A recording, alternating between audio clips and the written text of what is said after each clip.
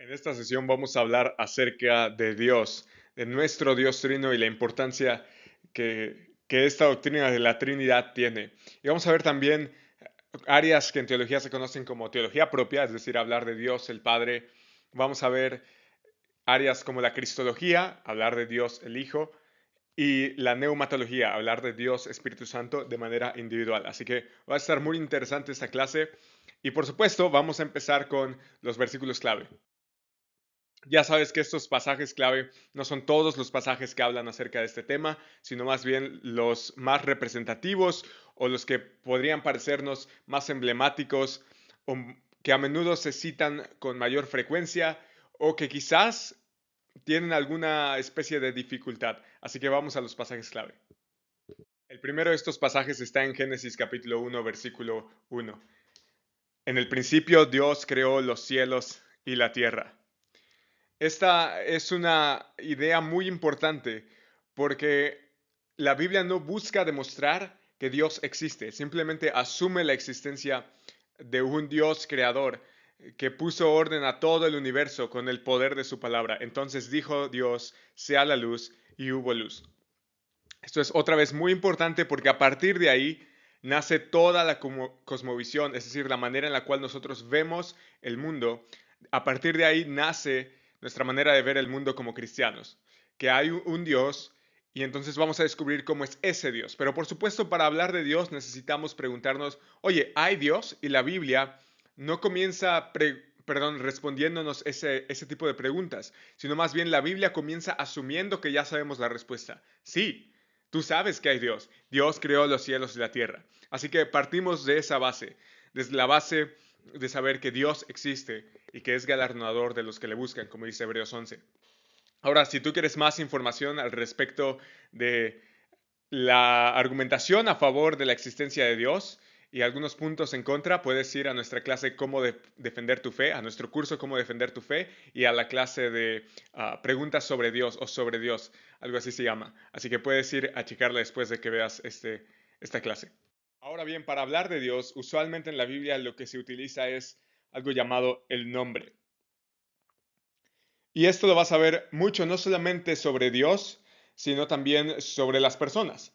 El nombre tiene un significado y ese significado no solamente es de a gratis, es más bien porque representa el carácter de la persona. Entonces, cuando hablamos acerca de los nombres de Dios, porque hay varios en la escritura, cuando hablamos acerca de los nombres de Dios, estamos hablando que el nombre de Dios es igual a todo lo que la Biblia y la creación nos dicen sobre Dios. Él tiene muchos nombres que reflejan descripciones veraces de su carácter en la escritura. El más emblemático de todos ellos, por supuesto, es Yahweh o Jehová, si tú tienes una Biblia un poco más antigua. O Señor, todo en mayúsculas, si tienes una Biblia más moderna.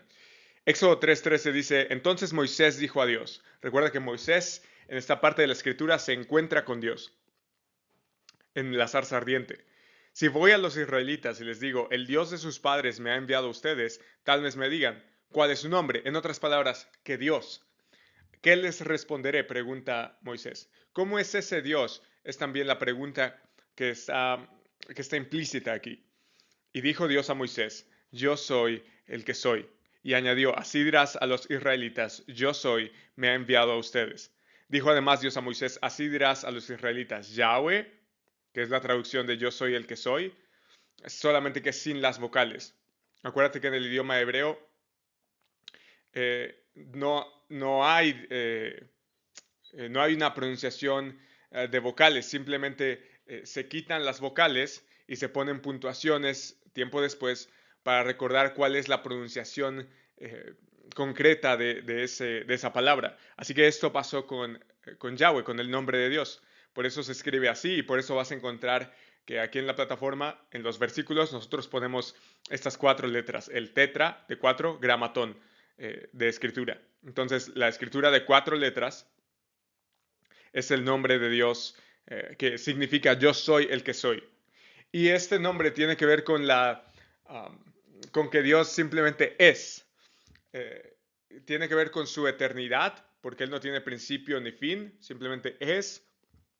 Tiene que ver también con su simplicidad, porque simplemente es. Tiene que ver también con su complejidad, porque simplemente es, con su trascendencia, porque simplemente es, y con su inmanencia, porque Él es. Así que, eh, a diferencia de otros dioses, Él existe. Yo soy el que soy. Tiene muchos significados este nombre, algunos han especulado muchas cosas, pero creo que tiene que ver con, eh, en el, en el contexto de Éxodo, donde Dios envía plagas específicas para demostrar la inutilidad de los dioses egipcios. El nombre de Dios tiene un significado de existencia, yo soy el que soy, y de eternidad, el Dios de sus padres, el Dios de Abraham, el Dios de Isaac, el Dios de Jacob. Él no tiene principio ni fin. Así que yo creo que eso es lo que significa Yahweh en este caso específico. Este es mi nombre para siempre, y con él se hará memoria de mí de generación en generación. Y esto es muy importante porque en el capítulo 20, versículo 7, Él nos va a recordar, no tomarás el nombre de Yahweh tu Dios en vano, porque Yahweh no tendrá por inocente al que tome su nombre en vano. Así que el asunto del nombre tiene que ver con el ser de Dios, con todo lo que sabemos acerca de Dios y con todo lo que es Dios. No es solamente pronunciar su nombre así porque sí, sino más bien reconocer que su nombre es santo, sagrado y que debe ser respetado. Ahora bien, ¿cómo es ese Dios? Ese Dios tiene varias perfecciones o varios atributos. Por ejemplo, cuando nosotros queremos describir a una persona, describimos a menudo sus características físicas y sus rasgos de personalidad. Él es, por ejemplo, moreno, él es alto, él es, etcétera, etcétera. O rasgos de personalidad, ella es graciosa, ella es simpática, inteligente, carismática, elocuente, etcétera. Entonces, lo mismo pasa con Dios. Nosotros utilizamos palabras que en nuestro lenguaje nos hacen sentido y que la escritura revela para nosotros poder entender cómo es Dios. Así que en los siguientes pasajes vamos a hacer un breve repaso, porque es eso, breve y es repaso, de los atributos de Dios. Así que no vamos a ver todos los posibles versículos que hablan acerca de ese atributo o de esa perfección o de ese carácter de Dios, pero sí vamos a poder entender un poquito cómo es ese Dios al cual nosotros adoramos. Así que el primer atributo que vemos es el de independencia o también llamado aceidad. Esto quiere decir que Dios no necesita para nada ni a nosotros ni al resto de la creación. Mas nosotros y el resto de la creación podemos glorificarlo y gozarnos en él. Hechos 17:24. El Dios que hizo el mundo. ¿Te acuerdas de Génesis? Y todo lo que en él hay, puesto que él es Señor del cielo y de la tierra, no mora en templos hechos por manos de hombres, ni es servido por manos humanas, como si necesitara de algo. Es decir, otra vez aquí está el concepto de la independencia o aceidad de Dios. No necesita de nada, puesto que Él, y esta es la explicación, da a todos vida y aliento y todas las cosas. Ahora bien, ¿qué implica que Dios sea independiente? Significa entonces que nuestro servicio hacia Él no es que Dios lo necesite, no es que Dios necesita que yo le sirva un vaso con agua, no es que Dios necesita de mi ayuda. Yo sirvo a Dios en mi comunidad, en la iglesia local, con mi vida, con mis dones, con mi propósito. Todo eso no es porque Dios lo necesite, sino porque Dios es digno de toda adoración. Otra vez, no es que Él lo necesite, es más bien que yo lo necesito porque ese es el propósito de mi vida. Glorificar a Dios y gozar de Él por siempre. Ese es el propósito más grande de mi vida. Así que por eso lo hago. No lo hago para ganarme su favor, porque Él no necesita de mí. Ahora bien, el siguiente atributo que vamos a ver es el de inmutabilidad o inalterabilidad. Esto significa que Dios es inmutable en su ser, perfecciones, propósitos y promesas. Y sin embargo, Él sí actúa y siente emociones y actúa y siente en forma diferente en respuesta a situaciones distintas. El Salmo 102 dice, desde la antigüedad tú fundaste la tierra y los cielos son la obra de tus manos. Ellos, la tierra y el cielo perecerán, pero tú permaneces. Todos ellos como una vestidura se desgastarán, como vestido los cambiarás y serán cambiados, pero tú eres el mismo y tus años no tendrán fin. Otro pasaje que me gusta acerca de la inmutabilidad de Dios, del hecho de que Dios no cambie, es Malaquías 3:6. Lo puedes leer en tu Biblia. Dice, por, porque yo, el Señor, no cambio, por mi misericordia, ustedes no han sido consumidos. Porque si Dios cambiara y si Dios fuera caprichoso, imagínate qué sería de nosotros. Pero Dios es inmutable en su ser, perfecciones, propósitos y promesas. Eso quiere decir que lo que Él dijo lo va a cumplir. Lo que está en su palabra es firme y es fiel. Nosotros cambiamos, pero Él no cambia. Él es el mismo. Él permanece fiel. Y eso es muy importante porque significa que podemos confiar en Él y eso es maravilloso. Otro atributo es la eternidad. Esto quiere decir que Dios no tiene ni principio ni fin, ni sucesión de momentos en su propio ser. Nosotros experimentamos el tiempo así, un momento tras otro, y no podemos ir para atrás ni para adelante. O más bien solamente vamos para adelante, pero una fracción de tiempo a la vez. Sin embargo, Él ve todo el tiempo con la misma lucidez. No obstante, Dios ve los hechos en el tiempo y actúa en el tiempo. Salmo 92. Antes que los montes fueran engendrados, y esto en el mundo antiguo era lo más antiguo que existía, y nacieran la tierra y el mundo, desde la eternidad, es decir, no hay principio, simplemente es, y hasta la eternidad no hay final, simplemente es. Tú eres Dios. Esto es importante porque confiamos en un Dios que Él ve todos los sucesos en el tiempo. Él ya sabe lo que va a pasar. Y esto calma nuestra ansiedad con respecto al futuro, nuestra culpa con respecto al presente, nuestro estrés con respecto, perdón, nuestra culpa con respecto al pasado, nuestro estrés con respecto al presente, porque Él sabe cómo van a acabar las cosas. Podemos hallar paz, descanso, confort en el hecho de que Dios conoce cómo acaba la historia. Y de hecho vamos a verlo, tiene el control en sus manos. Así que el simple hecho de pensar así, que nuestra vida e incluso nuestra muerte está en sus manos y que Él no nos va a dejar, eso es fabuloso. El siguiente atributo es omnipresencia. Esto quiere decir que Dios no tiene tamaño ni dimensiones espaciales, pero además Él está presente en todo punto en el espacio con todo su ser. Y sin embargo, Dios actúa en forma distinta en diferentes lugares. El Salmo 139, versículo 7 es muy claro en esto. ¿A dónde me iré de tu espíritu? ¿A dónde huiré de tu presencia? Si subo a los cielos, a lo más alto de lo alto, allí estás tú. Y si en el Seol, lo más bajo, preparo mi lecho, allí tú estás. Si tomo las alas del alba y si habito en lo más remoto del mar, aún allí me guiará tu mano y me tomará tu diestra. Esto es fabuloso. Otro pasaje que me gusta al respecto es Jeremías 23:23. ¿Acaso soy yo un Dios solo de cerca, declara Yahweh, y no un Dios de lejos? ¿Podrá alguien esconderse en escondites, de modo que yo no lo vea, declara Yahweh? ¿No lleno yo los cielos y la tierra, declara Yahweh? Entonces, esto es fabuloso.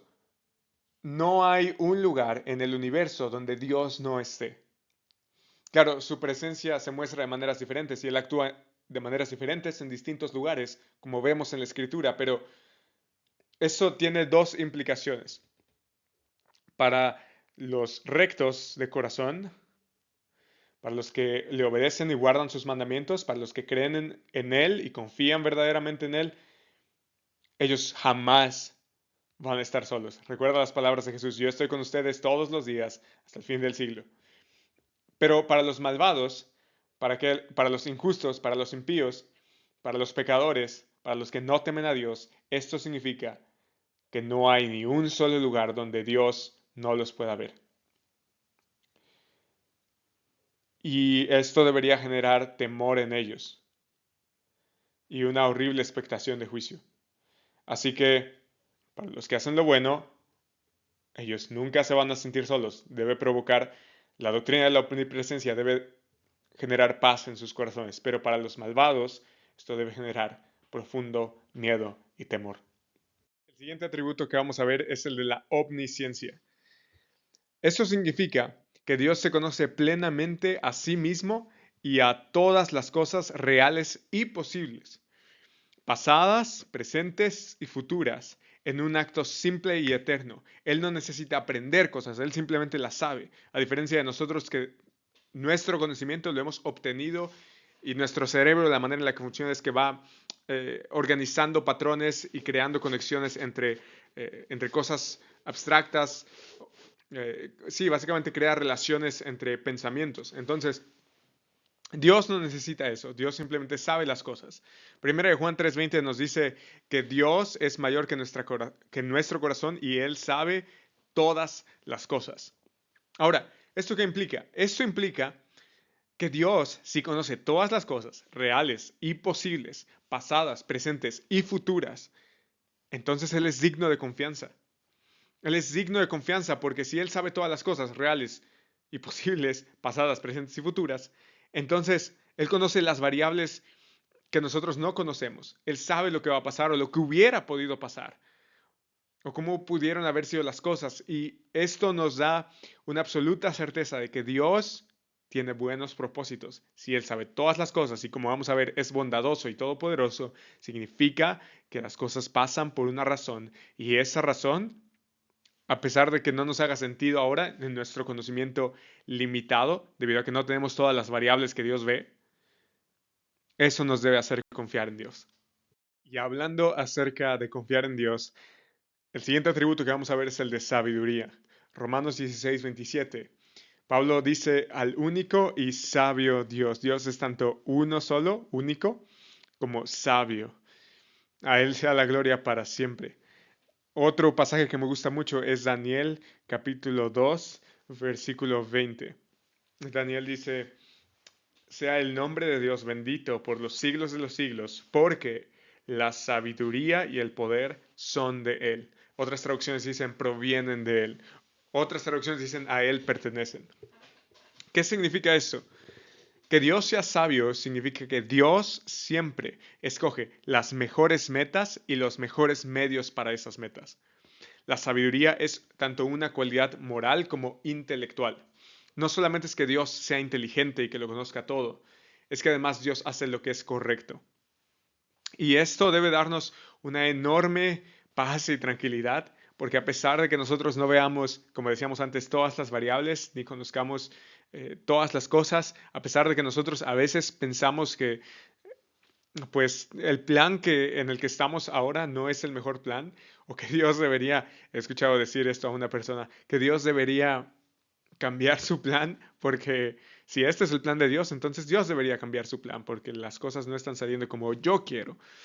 Um, la doctrina o la enseñanza de la sabiduría de Dios debe darnos profundo reconforto y paz, porque aunque nosotros no sabemos muy bien cuál es el plan, Dios tiene las mejores metas y los mejores medios hacia esas metas. Y Él va a cumplir su propósito en nosotros. Él tiene planes de bien y no de mal para nosotros, y en eso confiamos.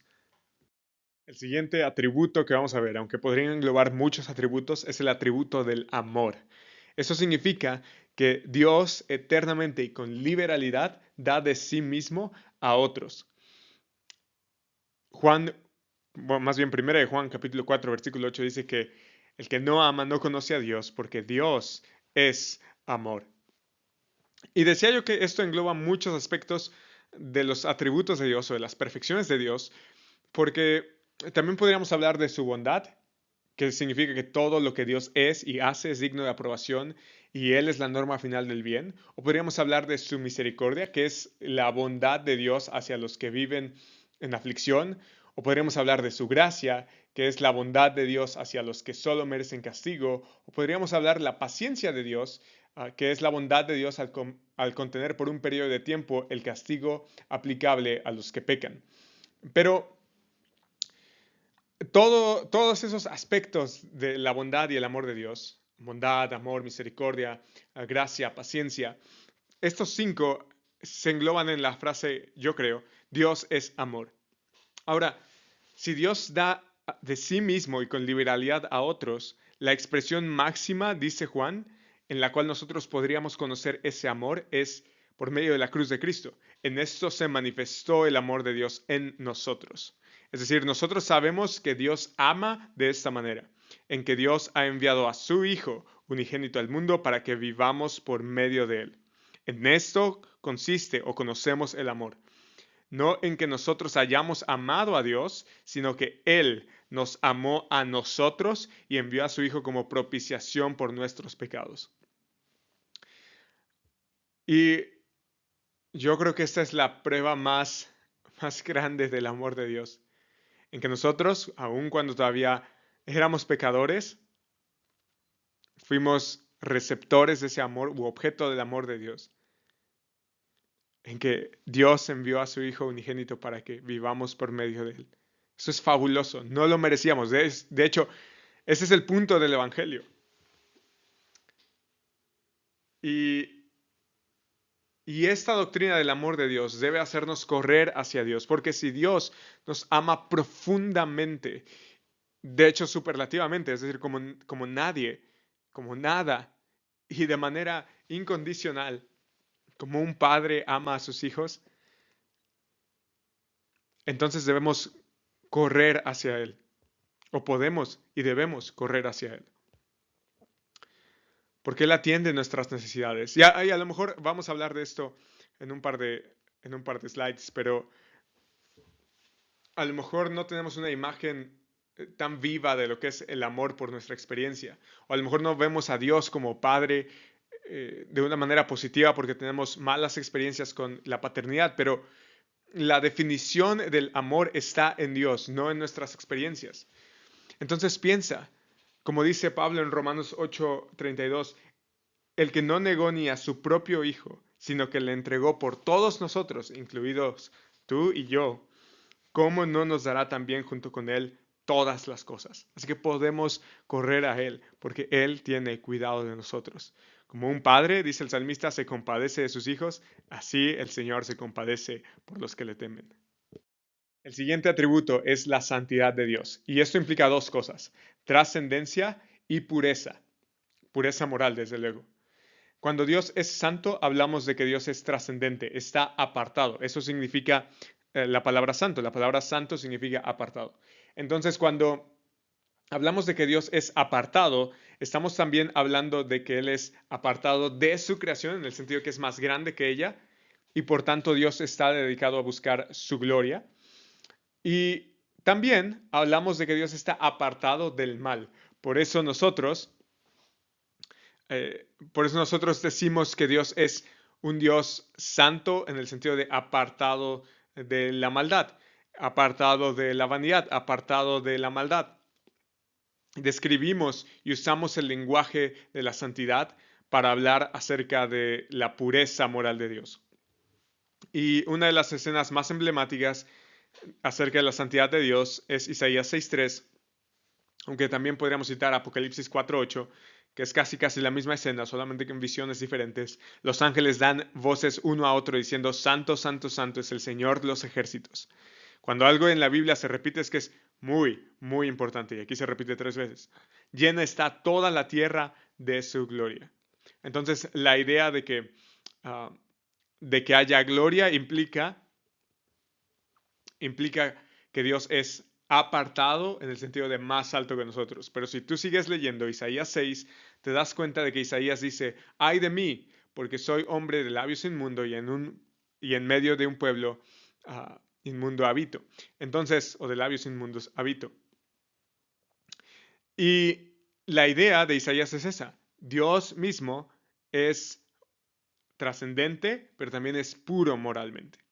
Así que Dios está separado del mal, pero también separado en el sentido de que es más grande que nosotros. Y esto debe generar en nosotros por lo menos dos cosas. Si Dios es trascendente, implica que debemos temerle y honrarle porque solamente Él es Dios. Nadie más está por encima de Él. Pero si Dios es puro, entonces significa que nosotros estamos llamados a perseguir la pureza, a ser perfectos como el Padre Celestial es perfecto, en palabras de Jesús. O en palabras de Pedro, a ser santos, citando el Antiguo Testamento, porque Dios es santo. Hemos hablado de que Dios es amor y Dios es amoroso y Dios es bueno, pero además si eso lo unimos con la santidad de Dios, es decir, que es por encima de todo, pero además puro moralmente, apartado del pecado, eso te da como consecuencia lógica que Dios debe ser un Dios de ira, un Dios airado intensamente contra el pecado. Él aborrece todo pecado. De hecho, Romanos 1:18 es claro, porque la ira de Dios se revela desde el cielo contra toda impiedad e injusticia de los hombres que con injusticia restringen la verdad. Fíjate que el verbo está en presente, se revela ahora mismo desde el cielo. No que se reveló en el Antiguo Testamento y en el Nuevo Testamento ya no aplica. No, se revela en el presente. Y la consecuencia de esto, ¿y por qué decimos que el amor y la santidad tiene como producto lógico o como resultado, como consecuencia, la ira de Dios? Porque si Dios es santo y está apartado del pecado y además Dios es completamente bueno, entonces debe molestarle el mal. Entonces el mal debe ser castigado. Y vamos a ver eso también en el aspecto de justicia, pero eh, la consecuencia de esta doctrina o la respuesta que busca la ira de Dios es el arrepentimiento de los pecadores, que le teman. Ese es precisamente el resultado, por ejemplo, en Apocalipsis 6:15. Los reyes de la tierra y los grandes, los comandantes, los ricos, los poderosos y todo siervo y todo libre se escondieron en las cuevas y entre las peñas de los montes y decían a los montes y a las peñas, caigan sobre nosotros y escóndanos de la presencia de aquel que está sentado en el trono y de la ira del Cordero, porque ha llegado el gran día de la ira de ellos y quién podrá sostenerse. Entonces, el resultado de que Dios sea un Dios de ira debe ser temor en los pecadores y también paz y santidad en los creyentes, porque significa que Dios va a juzgar imparcialmente el pecado. El siguiente atributo que vamos a ver es el atributo de soberanía. Y en palabras muy sencillas, y de hecho de la Escritura, del Salmo 115, versículo 3, es que Él hace lo que le place. Eso significa soberanía. Él es rey sobre todas las cosas y Él hace lo que le place. Una definición quizás más elocuente y exhaustiva de esto se encuentra en Daniel capítulo 4, versículo 34. Pero al fin de los días, yo, Nabucodonosor, alcé mis ojos al cielo y recobré mi razón y bendije al Altísimo y alabé y glorifiqué al que vive para siempre. Y aquí está la definición de soberanía que Nabucodonosor nos da después después de que Dios lo hiciera literalmente morder el polvo. Porque su dominio es un dominio eterno y su reino permanece de generación en generación. Todos los habitantes de la tierra son considerados como nada, mas Él actúa conforme a su voluntad en el ejército del cielo y entre los habitantes de la tierra. Nadie puede detener su mano ni decirle qué has hecho. En otras palabras, Él hace lo que le place. Y esto, por supuesto, debe hacernos pensar, a ver, si Dios reina en la persona de su Hijo debido a la resurrección, entonces esto significa que todos debemos reverenciar a Dios con temor y temblor, porque Él reina y Él hace lo que le place. Así que debemos someter nuestra voluntad a la suya, porque ya vimos que es amoroso, pero además es soberano. Y eso, desde luego, las dos juntas, el amor o la bondad de Dios, junto con su soberanía, debe tener por consecuencia lógica paz en nosotros. Porque si Dios es amor, si Dios es bondadoso, todas las cosas que ocurren son para nuestro bien. Y si Dios es soberano, entonces todas las cosas son orquestadas porque Dios así lo quiere. Entonces, Dios ordenó todas las cosas, pero además todo lo que Dios hace lo hace para nuestro bien. Significa entonces que lo que pasa es porque Dios así lo quiso y que es para nuestro bien. Entonces, lo que pasa es lo mejor que pudo haber pasado. Y eso es muy difícil de explicar cuando tratamos cosas como, por ejemplo, el abuso. ¿Cómo respondemos ante eso? El abuso, por ejemplo, o el trauma, haya un resignificado al reflexionar esto. Tenemos que encontrar un significado y un porqué. de estas cosas en el amor y en la soberanía de Dios. A lo mejor no lo entendemos inmediatamente, pero si Dios es soberano y además amoroso, no significa que Él crea el mal, sino que Dios usa el mal para sus buenos propósitos, aunque inmediatamente no lo entendamos. Y de hecho, la historia de José en la Biblia, en las últimas páginas de Génesis, nos cuenta acerca de cómo Dios, por ejemplo, usa el mal para sus buenos propósitos. Y otra vez, esto es muy difícil de entender y es un trabajo que requiere mucha comunión con Dios en la palabra, en oración, con consejería espiritual, pero básicamente tiene que ver con pensar, hacer o apropiarse emocionalmente, pero también actuar en consecuencia al amor y a la soberanía de Dios. Ahora hablemos acerca de la Trinidad. Deuteronomio 6:4 es muy claro con decir, oh Israel, Yahweh es nuestro Dios, Yahweh uno es. Pero este pasaje no está peleado, o la doctrina de que Dios sea uno, no está peleado con la Trinidad. ¿Qué cosa es la Trinidad? Bueno, la Trinidad de entrada no es una palabra que aparezca en la Biblia, pero tampoco aparece la palabra Biblia en la Biblia.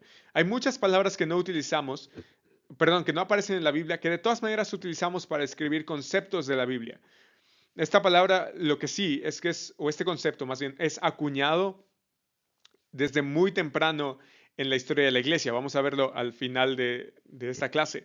Pero en términos muy sencillos, porque la doctrina de la Trinidad abarca muchas cosas, pero en términos muy sencillos, Dios, que es uno, existe eterna y necesariamente como tres personas. Padre, Hijo y Espíritu Santo. Y cada una de estas personas es completamente Dios, pero solo hay un Dios. Entonces, imagínate esta ilustración. Ninguna ilustración es perfecta. Y de hecho, hay la mayoría de las ilustraciones caerían en algo herético. Pero piensa esto. ¿Cuántos, obviamente mi círculo aquí no es perfecto, pero cuántos círculos hay aquí, imaginando que todos sean de la misma dimensión? Hay uno solo, ¿cierto? Pero al mismo tiempo hay un círculo rojo, hay un círculo azul y hay un círculo verde. Tú podrías diferenciar cuál es cuál, pero los tres son el mismo círculo. Pero el azul no es el rojo, ¿cierto? Ni el rojo es el verde, ni el verde es el azul, aunque tienen las mismas dimensiones. Pero tampoco estamos hablando de tres círculos diferentes. Entonces, algo así es la doctrina de la Trinidad. El Padre es todo el círculo, el Padre es completamente Dios, el Hijo es todo el círculo, el Hijo es completamente Dios, y el Espíritu Santo es todo el círculo. El Espíritu Santo es completamente Dios. Ahora, la Trinidad se revela parcialmente en el Antiguo Testamento, pero su revelación más completa la encontramos en el Nuevo Testamento, y vamos a ver pasajes acerca de esto. Entonces, hay tres personas distintas en la Trinidad y el ser de cada una es igual a todo el ser de Dios. Es decir, no estamos hablando de tres partes de Dios. No estamos diciendo que el Hijo es una tercera parte y Padre es una tercera parte o el Espíritu Santo es una tercera parte. No, todo es Dios. Padre es totalmente Dios, 100% Dios. No la tercera parte, no el 33%, sino completamente Dios. Lo mismo del Hijo, lo mismo del Espíritu. Ahora, no existen, así como el círculo tiene las mismas características, no existen diferencias entre el Padre, el Hijo y el Espíritu Santo en cuanto a deidad, atributos o naturaleza esencial. Esto significa que las cosas que dijimos acerca de Dios en las diapositivas o slides anteriores son verdad tanto del Padre como del Hijo como del Espíritu Santo. Estas propiedades, atributos o perfecciones son compartidas por los miembros de la Trinidad, por las personas de la Trinidad. No es que el Hijo sea menos amoroso que el Padre, o el Espíritu Santo sea más sabio que el Hijo, etc. No, todas comparten deidad, atributos o naturaleza esencial. Insisto, el Padre no es más Dios que el Hijo, ni el Hijo más Dios que el Espíritu Santo. No, también comparten esa característica de todas ser plenamente Dios, y sin embargo hay un solo Dios.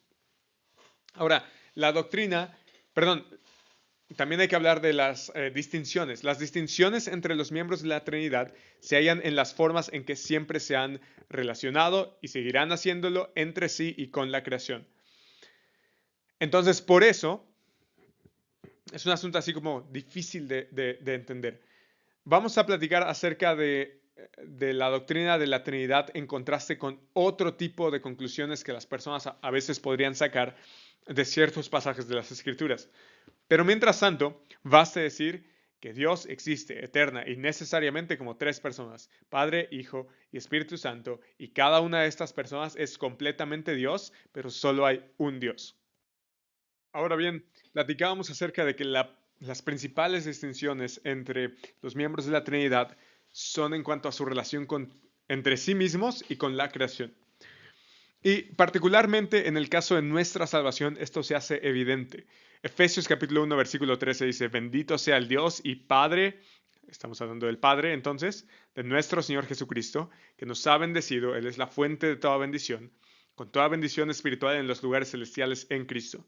Porque Dios nos escogió, está hablando aquí de el Dios y Padre de nuestro Señor Jesucristo, Él nos escogió en Cristo antes de la fundación del mundo para que fuésemos o que fuéramos santos y sin mancha delante de Él. Entonces, el Padre escoge, versículo 7, en Él, está hablando del Hijo, en Cristo, en Él tenemos redención mediante su sangre. Está hablando del Hijo. Entonces, el Hijo nos da la redención, el perdón de nuestros pecados según las riquezas de su gracia. Él es el que paga el precio por nuestros pecados en la cruz al morir. Versículo 13. En Él, en Cristo, también ustedes, después de escuchar el mensaje de la verdad, el evangelio de su salvación y habiendo creído, fueron sellados en Él con el Espíritu Santo de la promesa. Entonces, el Espíritu Santo nos sella o es el sello que nos es dado como garantía, está hablando del Espíritu Santo, de nuestra herencia, con miras a la redención de la posición adquirida de Dios para la alabanza de su gloria. Entonces, fíjate cómo la elección del Padre, la redención del Hijo y el sello del Espíritu van en una sola cadena. Sí, es como una especie de eslabones o de eslabón donde cada uno de los miembros de la cadena, en este caso cada uno de los pasos o cada una de las etapas o partes de nuestra salvación involucra a un miembro de la Trinidad en específico. El Padre nos escoge, el Hijo nos redime porque paga con su sangre y el Espíritu Santo funciona como el sello de tal manera que valida y garantiza que un día seremos salvos en el siglo venidero. Así que esa es ese es un pequeño ejemplo, este es un pasaje quizás emblemático de cómo la Trinidad opera entre ellos, pero también de manera diferente con su creación, según sea el caso. Entonces, eso yo creo que es importante. Ahora, no estamos hablando, como vamos a puntualizar en los errores a evitar, no estamos diciendo que Dios a veces actúa como Padre, o que Dios a veces actúa como Hijo, o que Dios a veces actúa como Espíritu Santo. No, estamos hablando de que son personas diferentes. Ni el Padre es el Hijo, ni el Hijo es el Espíritu Santo, ni el Espíritu es el Padre. Cada una de ellas es completamente Dios, pero son distintas entre sí. Ahora, esto es un misterio, por supuesto, y va más allá de nuestra razón. Pero lo que sí hay que tener en cuenta es que la Biblia habla acerca de distintas o diferentes actividades para diferentes personas de la Trinidad. Si quieres más información acerca de este pasaje, aquí en la plataforma vas a poder encontrar todo el curso de Efesios, el estudio bíblico de Efesios verso por verso y de manera más explicada, detenida, argumentada. Ahora hablemos acerca de por qué creemos los cristianos que Jesús es Dios el Hijo, es divino.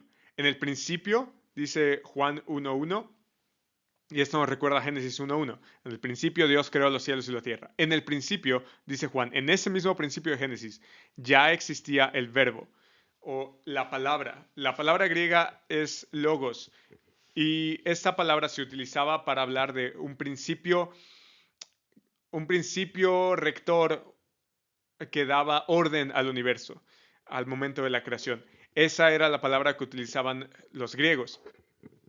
Y si tú eras griego, sabías entonces que la palabra logos era el principio que daba orden al universo. Ok, pero si eras judío, tú sabías que Dios había creado el mundo por medio de su palabra. Entonces, Juan nos está diciendo, en el principio ya existía el verbo, ya existía eso que le dio comienzo al universo. El verbo no es algo, sino alguien. Estaba con Dios, hay una relación.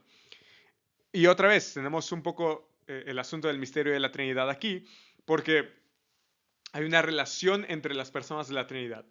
Y el verbo, además, era Dios. Entonces, ¿cómo es que estaba con Dios, pero además era Dios? Precisamente aquí viene lo necesario de la doctrina de la Trinidad. Ahora, no era un Dios, sino que era Dios. Un Dios aparece en las traducciones distorsionadas de los testigos de Jehová, la traducción del Nuevo Mundo.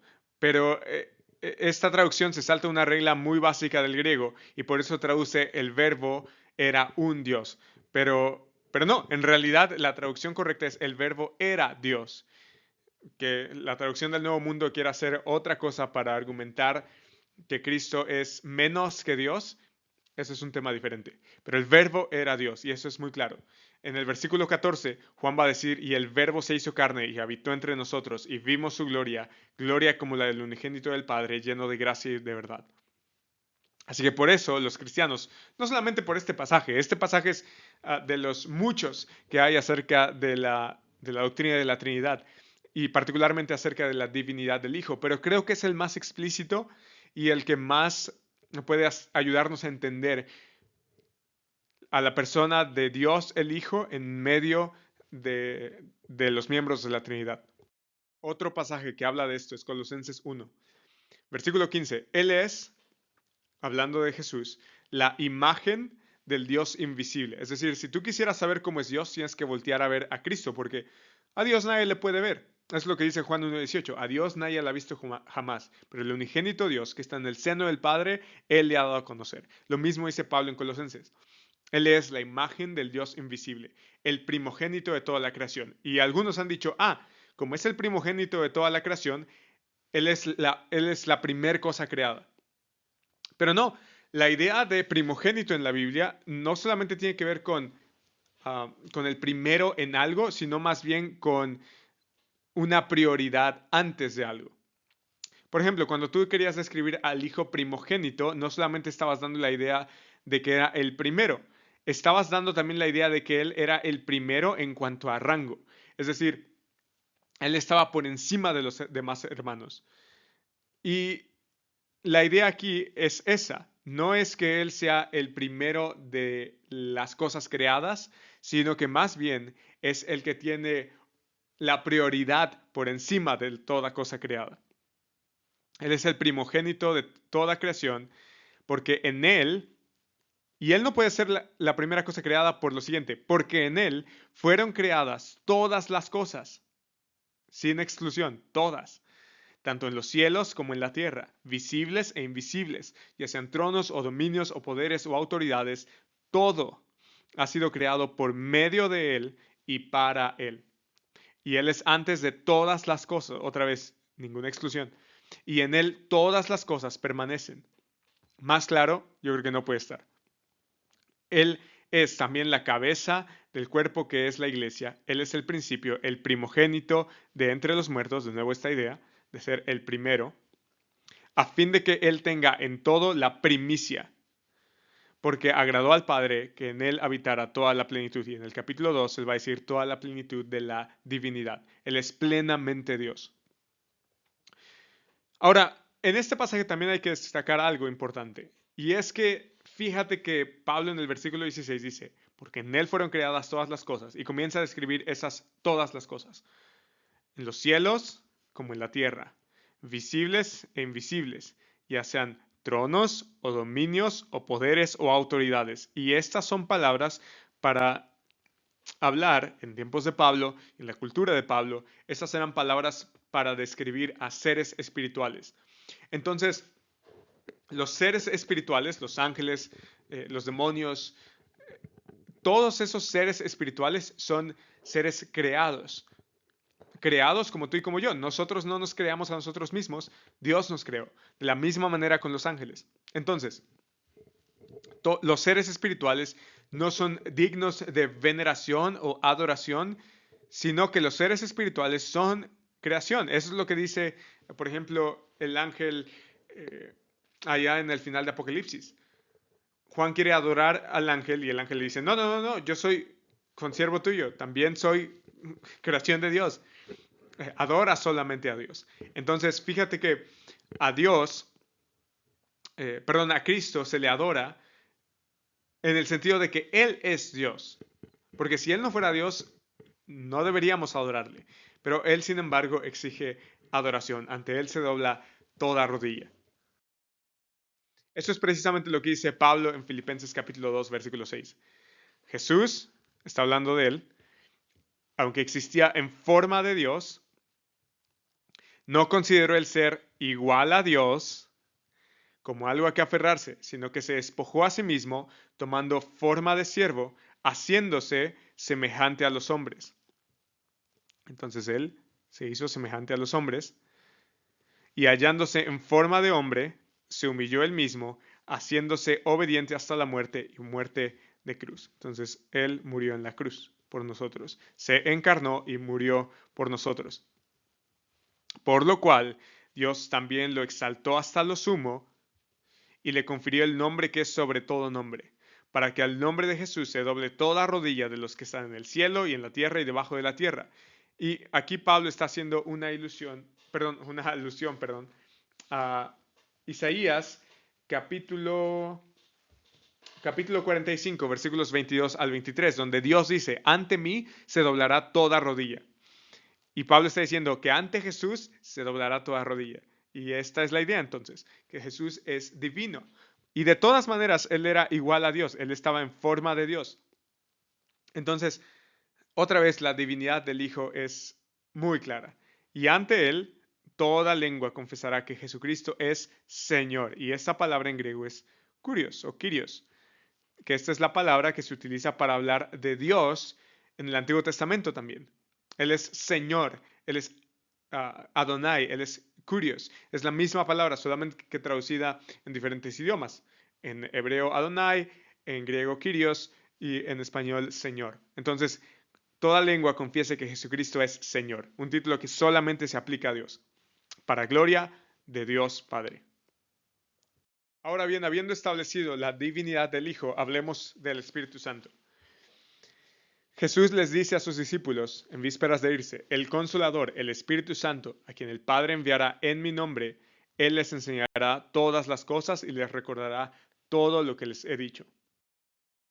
Cuando venga el Consolador, capítulo 15, versículo 26, a quien yo enviaré del Padre, fíjate que ahora el Espíritu proviene del Padre y además del Hijo.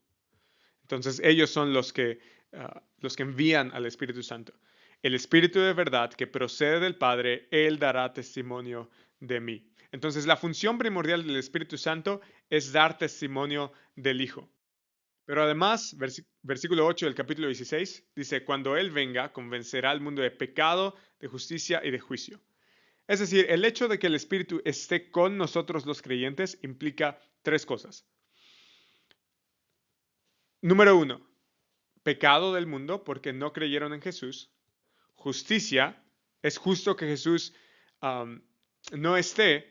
De hecho, Jesús dice, si yo no me voy, no les enviaré al Espíritu Santo.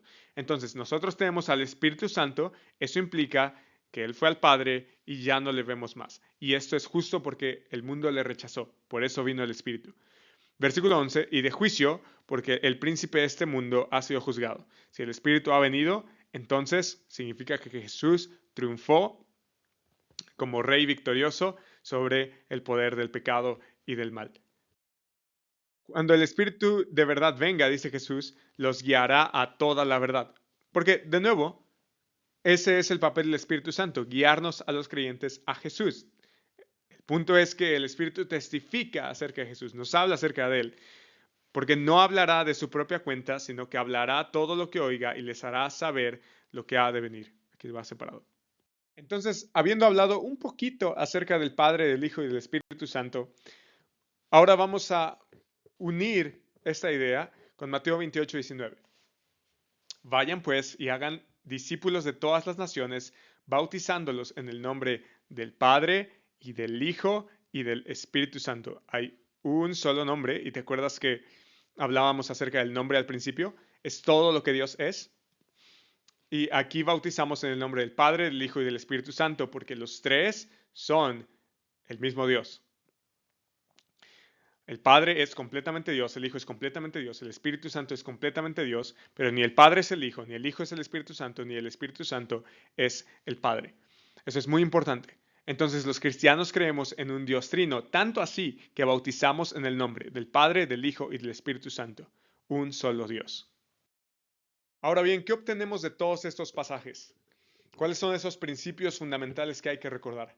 Número uno, Dios es al mismo tiempo infinito y personal. Te leía una cita del profeta que decía, ¿acaso no soy yo Dios de lejos, pero también Dios de cerca? Dios es más grande que cualquier cosa que podamos concebir en nuestra mente y sin embargo, Él se esfuerza por acercarse a nosotros. De hecho, conocemos la expresión máxima del amor de Dios en que Él envió a su Hijo para salvarnos. También podríamos estar hablando de evidencia y argumentos que apuntan a la existencia de Dios. Si quieres más información acerca de esto, ve a nuestra clase sobre Dios en nuestro curso de cómo defender tu fe y ahí vemos evidencia y argumentos que apuntan a la existencia de Dios de manera clara, concisa y en un lenguaje que puedas entender. Pero brevemente, y para que no te quedes con la duda, existen 4 argumentos que apuntalamos en esa clase. Hay más, pero desde luego quisiera solamente quedarme con esos 4. El primero es el cosmológico. El cosmológico dice que todo tiene una causa y la causa de un universo tan majestuoso solo puede ser Dios. El segundo es el teleológico. El teleológico dice que puesto que el universo exhibe evidencia de orden y diseño, debe haber un Dios inteligente y decidido que lo creó para que funcione de esta manera. El tercero es el ontológico. El razonamiento es este. Dios es el ser más grande de los... Dios es lo más grande o el ser más grande que la imaginación puede concebir. Y entonces, si Dios es el ser más grande que la imaginación pueda concebir, como característica debe tener la existencia. Porque si no, no sería Dios. Y entonces, si Dios existe, o sea, si hay algo tan excelso como Dios en mi mente, que solamente es posible si Él existiera, eso indica que Él existe. Es un argumento un poco complicado, pero puedes buscar más información al respecto. Es un argumento más filosófico y menos quizás empírico u observable. El cuarto es el argumento moral. Este dice que todo ser humano tiene un sentido del bien y del mal, sin importar sus condiciones sociales, económicas, estructurales, etc. Por tanto, debe haber un Dios que es la fuente de ese sentido interno que nosotros tenemos de moralidad. Y un día hemos de responder con justicia o ante su juicio imparcial. Entonces, ahí lo tienes, 4 argumentos rápidos, sencillos acerca de la existencia de Dios, cosmológico, teleológico, ontológico y moral. Existen más, pero esos son los 4 principales que usualmente se citan y que han resultado ser más favorables. Así que ahí lo tienes.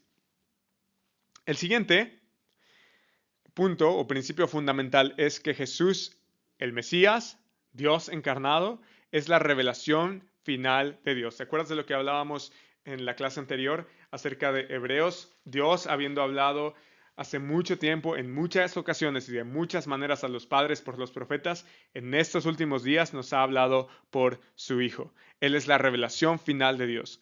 Como dice Juan 1:18, a Dios nadie le ha conocido jamás, pero el unigénito Dios que está en el seno del Padre, Dios el Hijo, Él lo ha dado a conocer. Nosotros vimos o vemos la gloria de Dios en Dios encarnado, la imagen visible del Dios invisible. En Él podemos conocer la gracia y la verdad que solamente se hallan en Dios porque Él mismo es Dios. Así que si queremos saber cómo es Dios, debemos mirar a Cristo. El siguiente principio fundamental es que el Espíritu es plena, distintivamente y personalmente Dios. Y el último principio es que la Santa Trinidad es una verdad en la cual podemos confiar. Está atestiguada en las Escrituras y lo que no quisiéramos hacer es un listado de versículos y ponerlos unos contra otros o hacer esto una especie de duelo de versículos para ver quién tiene más versículos para argumentar qué cosa. No, más bien vemos la revelación total de las Escrituras y entendemos que el mensaje es que hay un Dios trino. Ahora, ¿qué pasaría si no hay un Dios trino? Si Dios no fuera trino, se perdería la expiación, porque solamente Dios el Hijo puede pagar por nuestros pecados, la totalidad de ellos, la justificación por fe, porque no habría manera de ser salvos si el Hijo no es el Hijo, no es Dios el Hijo. Si Jesús no es Dios, entonces no podemos tener una relación correcta por medio de Él. Además, tampoco sería posible la adoración a Cristo. Y por solamente poner un ejemplo, yo quisiera que fuéramos rápidamente a Apocalipsis, Apocalipsis capítulo 22, versículo 13. Dice así. Esto no estaba en las notas, pero ya sabes cómo es esto. Apocalipsis 22, 13 dice, yo soy el alfa y la omega, está hablando Jesús, el primero y el último, el principio y el fin. Estas son palabras que solamente utiliza Dios en la Biblia. Entonces, pensemos en que solamente Él es digno de adoración. Esto también lo puedes contrastar con Apocalipsis 4 y 5, donde hay adoración para Jesús. Pero si Jesús no es Dios, entonces no hay adoración para Él. Pero como sí la hay, entonces Jesús es Dios. Si Dios no fuera trino, se perdería la idea de la salvación misma. Como ya vimos, cada miembro de la Trinidad es indispensable como Dios para que nosotros tengamos salvación. Por ejemplo, en el pasaje de Efesios. También se perdería la naturaleza independiente y personal de Dios. Porque un Dios que no necesita de nada ni de nadie, debería entonces tener... piensa esto, si Dios no fuera trino, no podría relacionarse fuera de él mismo. Es decir, que Dios necesitaría crear a otras cosas para amar, por ejemplo. Porque claro, ni modo que solamente se ame a sí mismo. O para castigar el pecado, para mostrarse justo. Porque Dios no puede mostrárselo a sí mismo en el sentido estricto, si Dios no fuera trino. Pero Dios ama y no necesita del amor de sus criaturas, ni amar a sus criaturas. Él lo hace por el puro afecto de su voluntad. Pero no lo necesita porque ya Dios Padre ama al Hijo y el Hijo al Padre y el Padre y el Hijo al Espíritu Santo, etc. O sea, es una relación de tal manera que Dios no necesita de nada ni de nadie para aprender a relacionarse porque ya hay una relación entre los miembros de la Trinidad.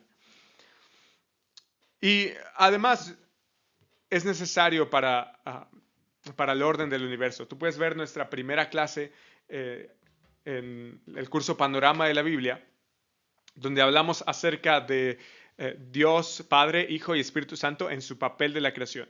El Hijo, como el verbo o la palabra de Dios, es el medio por el cual existen todas las cosas, según leemos en Juan y en Colosenses y en Hebreos. Pero también el Espíritu Santo actúa como el agente a través del cual Dios ordena el universo. Entonces, te recomiendo que veas esa clase. Pero, en fin, el punto es que la Santa Trinidad es una verdad en la cual podemos confiar y en la cual, por más de 2000 años, la Iglesia ha confiado, a pesar de algunos errores que vamos a ver a continuación. ¿Cuáles son esos errores a evitar? Número 1. Secuestrar y torturar versos. Pensemos en lo que hacen los falsos maestros. Agarran justo lo que te platicaba que no queremos hacer. Agarran ciertos versículos y dicen, mira, como este versículo es complicado y es aislado, vamos a tomarlo, aislarlo, por eso decimos secuestrarlo, lo alejamos de todo lo demás, incluso de su contexto, y lo vamos a torturar. Vamos a hacer que diga lo que nosotros queremos decir, ignorando el resto de las escrituras. Eso hacen los falsos maestros y eso es lo que justamente no queremos hacer. Por eso, a pesar de que te mostramos pasajes clave, no queremos que te vayas con la idea de que estos son los únicos pasajes. Perdón, no queremos que te vayas con la idea de que esto es todo lo que existe o que te vayas con la idea de que solamente porque tenemos estos pasajes, ya creemos esa verdad. No, son los pasajes más emblemáticos y más claros acerca de esta enseñanza, pero cualquier enseñanza que nosotros digamos o cualquiera debe ser contrastado con el resto de la revelación en las Escrituras. También vale la pena aclarar este error, la exageración de un solo atributo. A veces pensamos, bueno, Dios es amor, así que no castiga el pecado. Pero estamos perdiendo de vista que Dios también es santo. Estamos perdiendo de vista que Dios también es un Dios justo, que Dios también es un Dios de ira. Así que a veces exageramos un solo atributo de Dios y entonces decimos, bueno, si Dios es amor, entonces me va a perdonar al final todos los pecados. No importa si yo no confío en Jesucristo, no importa lo que yo haya hecho, si no he vivido conforme a su voluntad y no he entregado mi vida al Rey Jesús. No importa, Dios al final me va a perdonar. No, porque precisamente porque Dios es amor, Él odia el pecado, Él aborrece el pecado. Así que procuremos no exagerar un solo atributo. Todos los atributos de Dios son inmutables, son incambiables. Y Dios es incambiable en su ser y perfecciones, ya lo platicábamos hace un rato. Entonces, esto significa que si Dios es así, no es más amor que santidad, ni más santidad que amor, ni más ira que justicia, ni más justicia que misericordia. Todo es, por así decirlo, un perfecto equilibrio, o es la totalidad del ser de Dios. Y hay personas que hablan acerca de los santos trillizos, que, que Dios Padre es un Dios, pero separado está Dios el Hijo y separado está Dios el Espíritu. Esto se le conoce como triteísmo. La idea de que hay tres dioses. Y de hecho esto cae en el politeísmo. Y por ejemplo, los mormones creen esto. La Iglesia de Jesucristo de los Santos de los Últimos Días cree en esto. De hecho, ellos creen en el politeísmo. En el sentido de que hay muchos dioses. Dios Padre engendró a Dios Hijo. Así que son dos dioses. Y cada uno de nosotros, dicen ellos, podemos aspirar a ser un Dios individual y crear nuestros propios universos, etcétera, etcétera.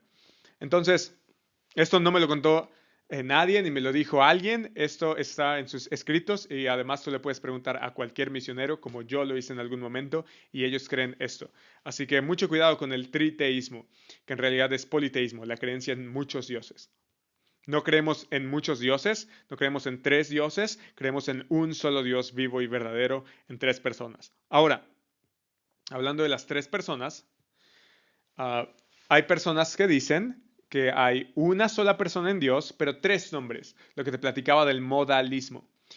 Esta idea, o esta herejía más bien, es la creencia de que Dios es una sola persona que se manifiesta en formas diferentes. Es decir, a veces está el Padre, a veces está el Hijo y a veces el Espíritu Santo.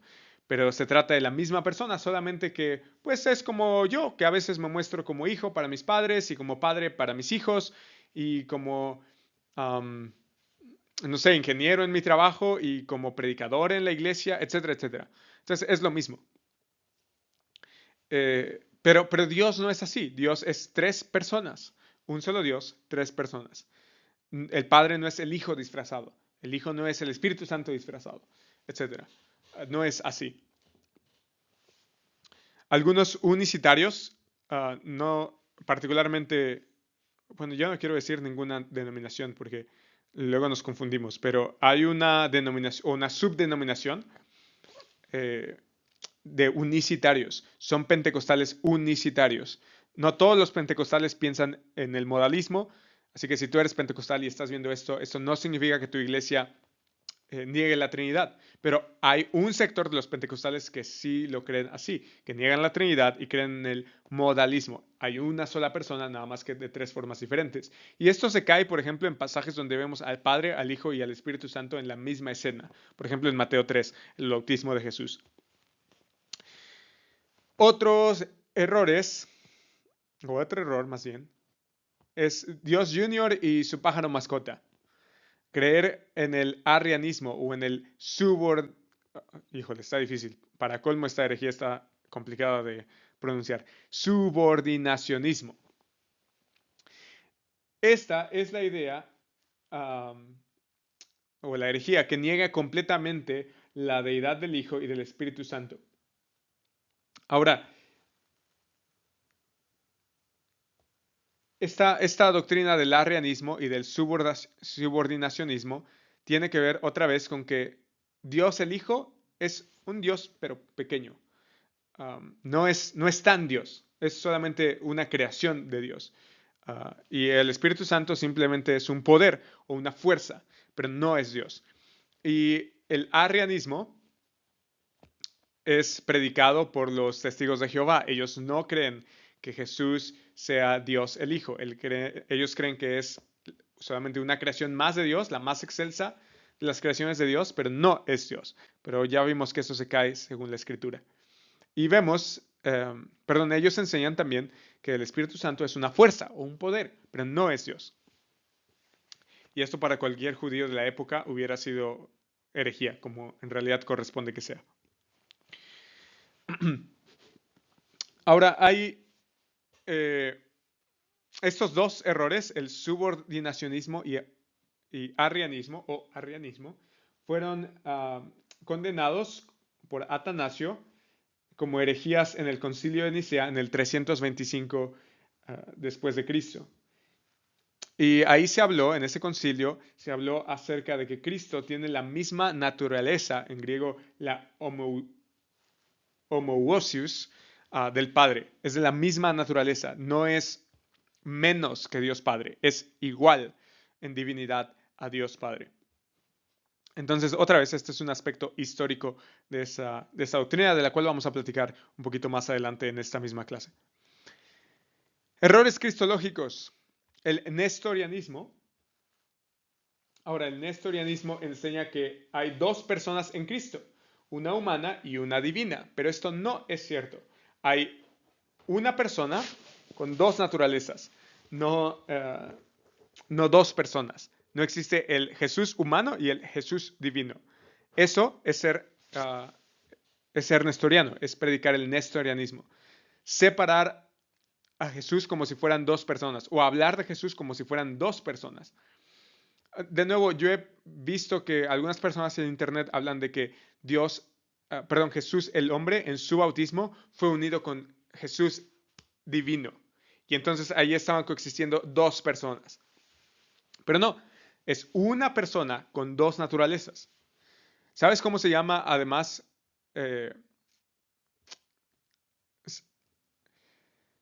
la idea de dos personas en un mismo cuerpo? Trastorno de personalidad, así se llama. Y eso no es lo que enseña la Escritura. Otra doctrina relacionada con Jesús, otra herejía más bien relacionada con Jesús, es el eutiquianismo o el monofisismo. Esta es la herejía que dice que Cristo tenía solo una naturaleza, que era más que humana, pero menos que divina. Era una mezcla de las dos. Pero no, Jesús era plenamente Dios y plenamente hombre. No una mezcla extraña de las dos, menos que Dios, pero más que un hombre, como si fuera un semidios. No, es completamente Dios y completamente hombre, porque si no, nuestra salvación no podría haber sido. Una tercera que te quiero platicar, que no puse en las notas, es el apolinarismo. Que Cristo tenía un cuerpo humano, pero no mente ni espíritu humanos. Tenía una mente divina, decían ellos. Pero no, tenía una mente humana porque también aprendía y crecía, según lo vemos en Lucas. Ahora, todo esto fue rechazado por la definición de Calcedonia en el 451 después de Cristo, que refutó estos puntos de vista inadecuados y se convirtió en la declaración ortodoxa estándar de la enseñanza bíblica. Si tú quieres saber qué es lo que los cristianos han creído acerca de Cristo por los últimos 1500 años, es esto, la definición de Calcedonia. Este es como el estándar que nosotros tenemos como creyentes. Esta afirma que el Hijo Eterno de Dios, número 1, adoptó una naturaleza verdaderamente humana. Número 2, sus naturalezas humana y divina siguen siendo diferenciables y retienen sus propiedades. Número 3, pero están unidas en una persona de manera eterna e inseparable. Esta definición implica que una naturaleza hace algunas cosas que la otra no hace y que todo lo que cualquiera de esas naturalezas hace, también Cristo lo hace. Te lo voy a poner con un dibujito. Entonces aquí, en este círculo, ¿Te acuerdas que era vamos a ponerlo, el rojo, el azul y el verde que simbolizaban la Trinidad? ¿Te acuerdas? Bueno, en este azul del Hijo, aquí está su naturaleza divina, ¿cierto? No pienses que es un tercio del círculo, eso ya lo platicamos. Entonces aquí hay la naturaleza divina, pero aquí está su naturaleza humana. Todo este círculo es la persona de Cristo. Esa es la definición de Calcedonia. Y entonces voy a poner los tres puntos principales otra vez ahora con este dibujo. El Hijo adoptó una naturaleza verdaderamente humana, que aquí está en el círculo amarillo. La naturaleza humana y divina siguen siendo diferenciables, como aquí lo puedes ver, y retienen sus propiedades. Es decir, el Hijo es Dios, sigue siendo Dios, pero el Hijo es humano, verdaderamente humano. Pero están unidas en una sola persona de manera inseparable. Inseparable. Otra de las malas prácticas o los malos errores o las malas enseñanzas son el creer o enfatizar a Jesús como Dios, pero no como hombre, o como hombre, pero no como Dios. Pero son las dos cosas, verdadero Dios y verdadero hombre. Ahora, según todo lo que hemos visto, ¿qué implicaciones prácticas tiene para nuestra vida? Porque estos son, a lo mejor podrías pensar, conceptos abstractos o teóricos, pero que no influyen en nosotros. Y la realidad es que sí. Número uno, conocer a Dios debe alentarnos a aprender más de Dios. Como te habrás podido dar cuenta, esta es solo una pequeñísima y minúscula muestra de todo lo que está contenido en las Escrituras. Y entre más conocemos a Dios en su palabra, más podemos tener hambre de Dios y por lo tanto más podemos conocer acerca de Dios. Número dos, a la luz de la Trinidad, sé todo lo que debe ser. Sé santo porque Dios es santo. Sé perfecto como el Padre Celestial es perfecto.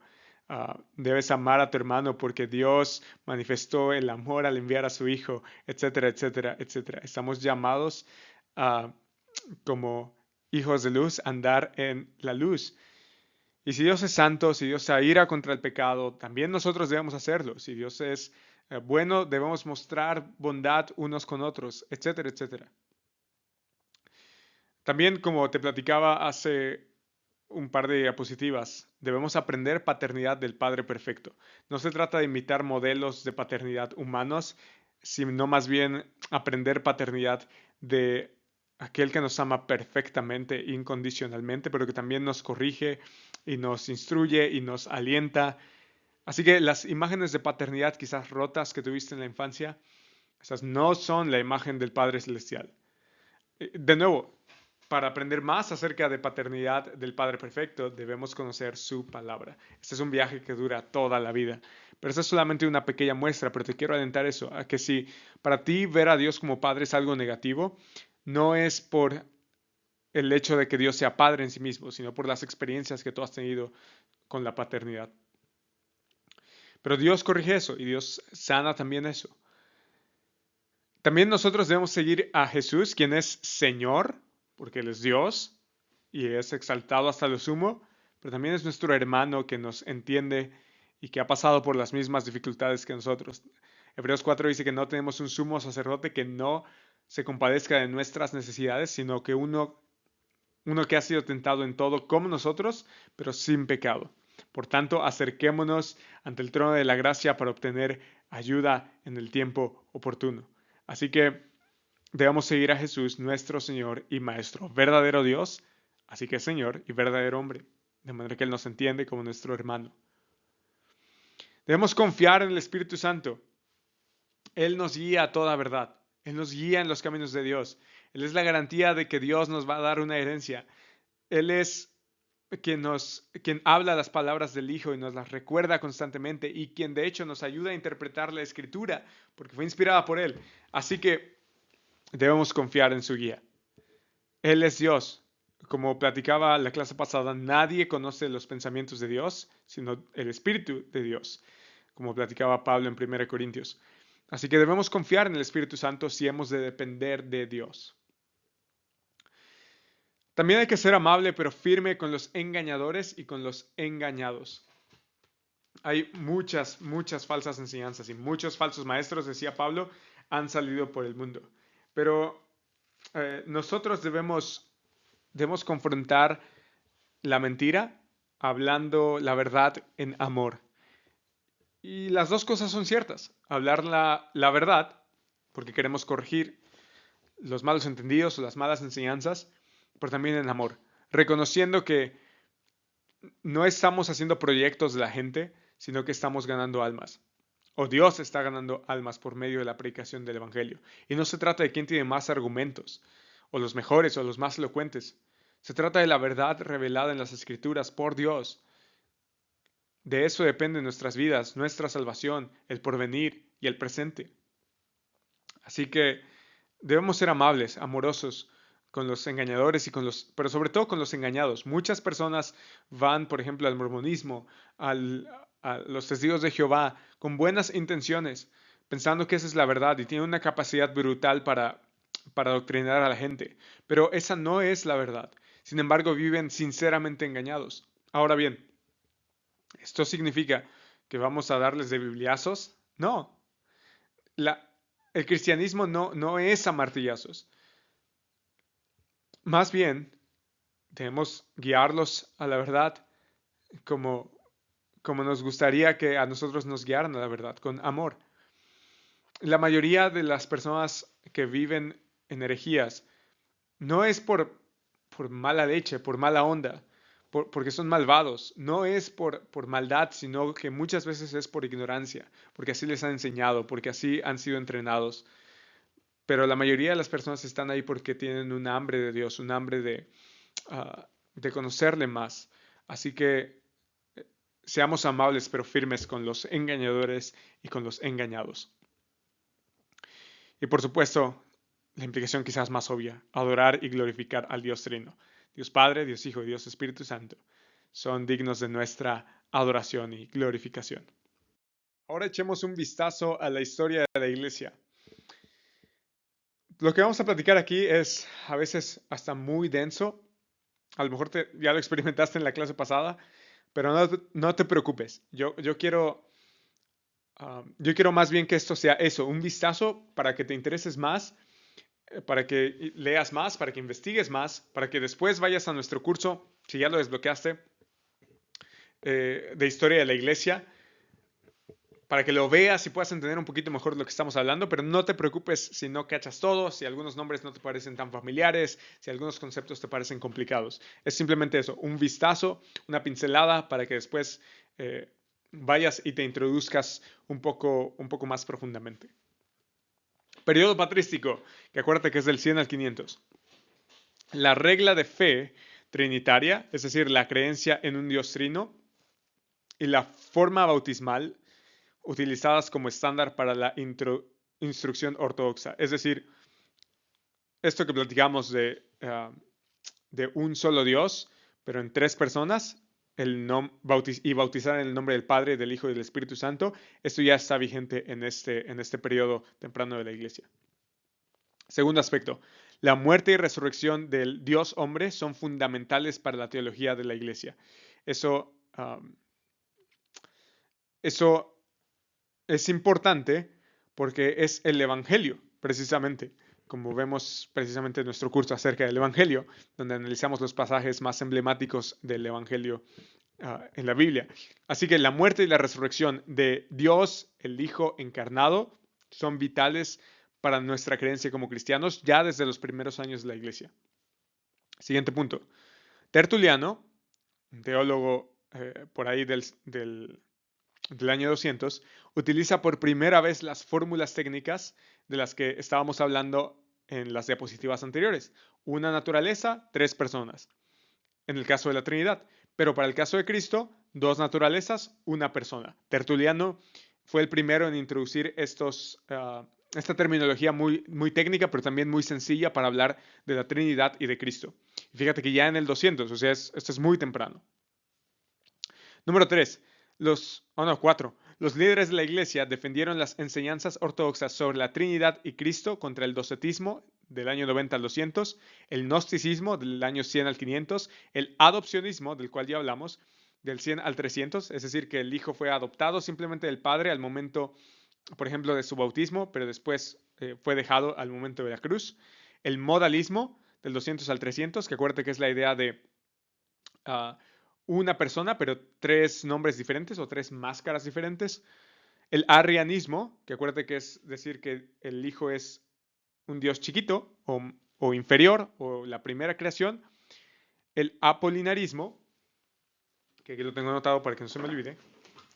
El apolinarismo, que es que Cristo tenía un cuerpo humano, pero mente y espíritu divinos, del 350 al 400. El nestorianismo, que es decir, que Jesús tenía, que eran dos personas en realidad y no una persona con dos naturalezas.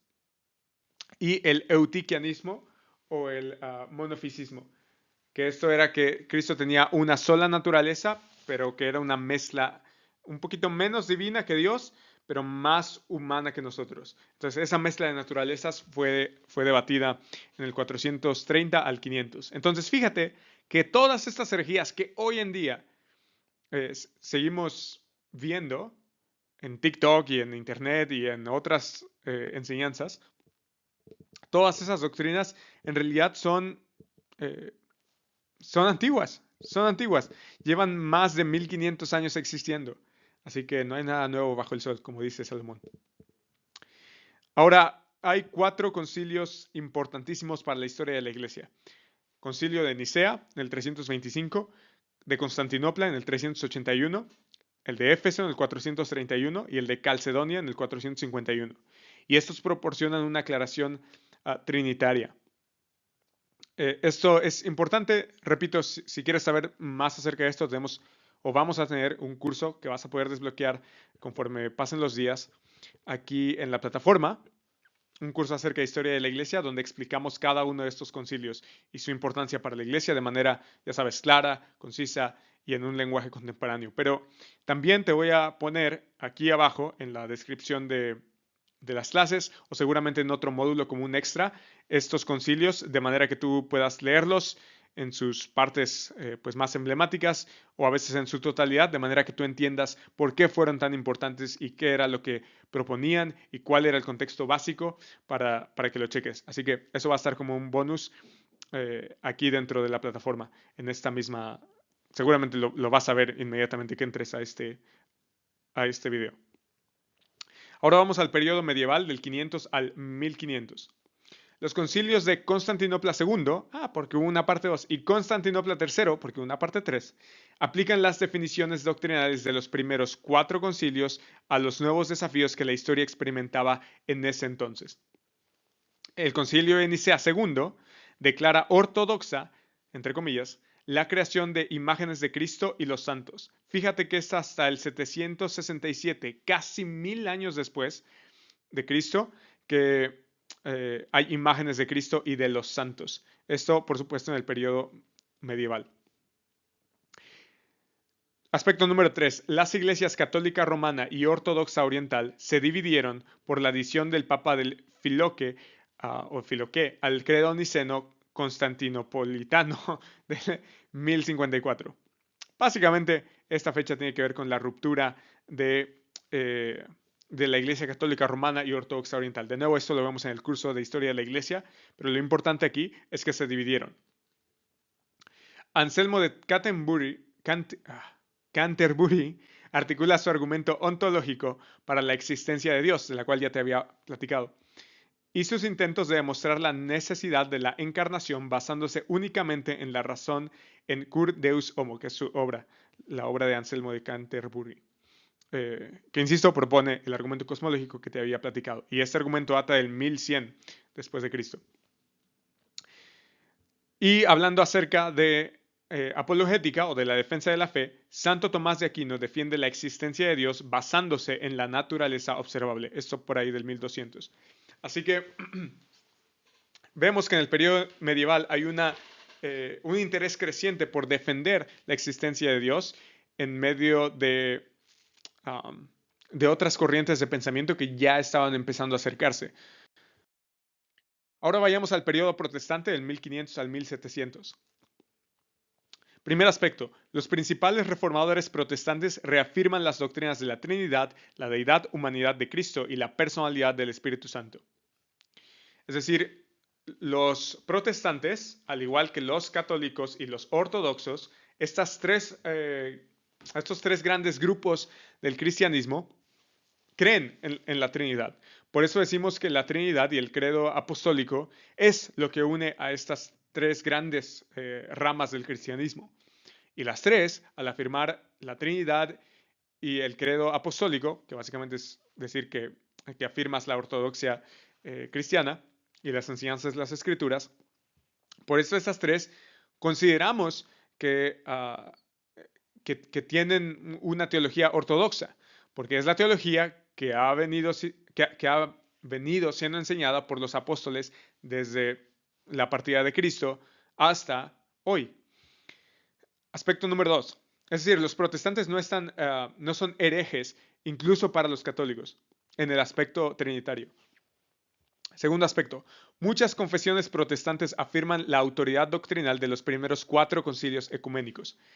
Es que si te acuerdas, son Concilio de Nicea, Concilio de Éfeso, Concilio de Calcedonia y Concilio de Constantinopla. Ahora, los ortodoxos orientales solamente afirman los 2 primeros. Tú puedes regresar al slide y verla en orden. Ellos solo afirman los 2 primeros, pero los protestantes afirman los primeros 4. Nicea, Éfeso, Constantinopla y Calcedonia. Eso es importante, de nuevo, porque tienen un punto de vista ortodoxo respecto a la Trinidad y a Cristo. Así que comparten doctrina referente a esos puntos. Pero a partir del quinto concilio ecuménico, que es básicamente una junta de las iglesias o de las principales iglesias para determinar qué es lo que creen los cristianos, cuando se hacen esos concilios ecuménicos, los protestantes después analizan y dicen, mira, a partir del quinto concilio ecuménico empezaron con esos rollos de las imágenes de Cristo. ¿Te acuerdas? En la segunda parte de Constantinopla, en la segunda parte de Nicea. Empiezan con esos rollos de las imágenes, empiezan con esos rollos de los santos, etc. Así que los protestantes dicen, creo que ahí están desviados, así que no vamos a aceptar esos concilios, solamente los primeros 4. Y los ortodoxos orientales, como te acordarás, solamente los primeros 2. Aspecto número 3. Algunos reformadores radicales desafían la doctrina clásica de la Trinidad y la deidad de Cristo. Es decir, no todo era miel sobre hojuelas respecto a estas doctrinas. El ejemplo más claro es Miguel Servet, que fue quemado en la hoguera en Ginebra por rechazar obstinadamente y enérgicamente la Trinidad. Así que esto era severamente castigado. Fue una especie como de, podríamos decirlo, inquisición protestante. Último aspecto. El deísmo y el unitarismo surgen en la Europa continental e Inglaterra. Aquí otra vez nos enfrentamos a desafíos que tienen que ver con la Trinidad y la Cristología. Lo que nos lleva al periodo moderno, del 1700 al presente. Los teólogos liberales modernos rechazan la autoridad de los concilios, los credos y las escrituras, como platicábamos en la clase pasada.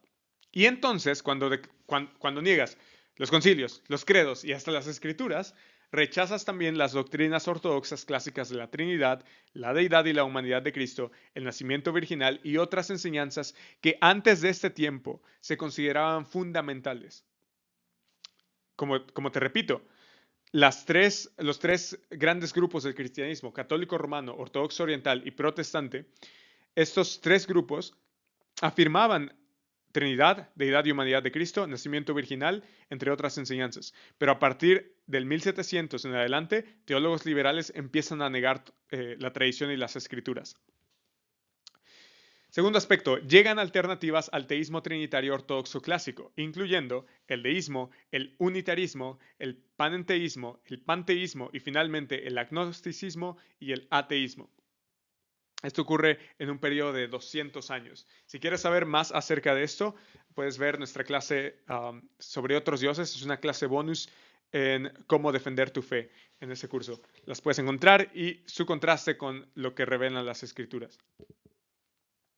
Del 1800 al 1900, Los falsos maestros establecen sectas y cultos fundados en el rechazo de la ortodoxia trinitaria y cristológica.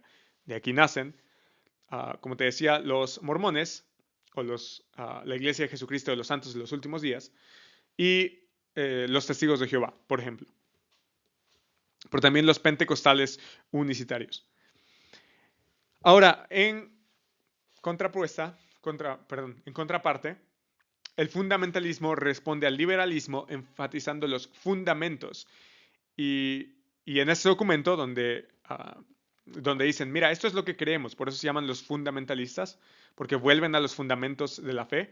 En el fundamentalismo, en este documento de fundamentos, se establece explícitamente que para ser un cristiano fundamental, o para ser un cristiano, hay que creer fundamentalmente en el trinitarianismo. Así que ahí lo tienes, un vistazo a la historia de la iglesia, que repito, esto es solamente una pincelada, un vistazo, no buscamos ser exhaustivos y puedes buscar más información al respecto, puedes ponerle a la IA o puedes poner en Google un documental, o lo mejor de todo, puedes leer libros, por ejemplo, como ese Turning Points por Mark A. Knoll, perdón, o el de Justo L. González de Historia del Cristianismo. O puedes ver nuestro curso en la plataforma. Espero que te haya servido y nos vemos en la siguiente.